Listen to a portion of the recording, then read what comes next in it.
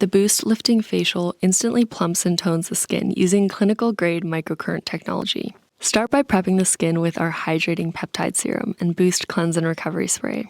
Next, use the bt-Sculpt facial microcurrent device with 12-second intervals across the cheeks, jawline, eyes, and forehead. Press the power button, select lift mode, and set to level 1 through 5. You can use the Cleanse and Recovery Spray all over the face to ensure that proper skin contact is maintained by all 4 probes, as indicated by the 2 purple lights on top of the unit. Hold it for 12 seconds on each area being treated: jawline, cheeks, outer lip across the outer eyes, upper lip to under eye, forehead to eyebrow, and if the skin feels dry, just respritz.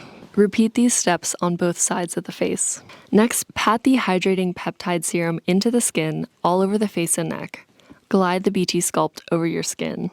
Finish off by plumping the skin with the Boost Hydrogel Face Mask, rich in hyaluronic acid, niacinamide, and botanical extracts. This is how you achieve lifted, glowing skin at home.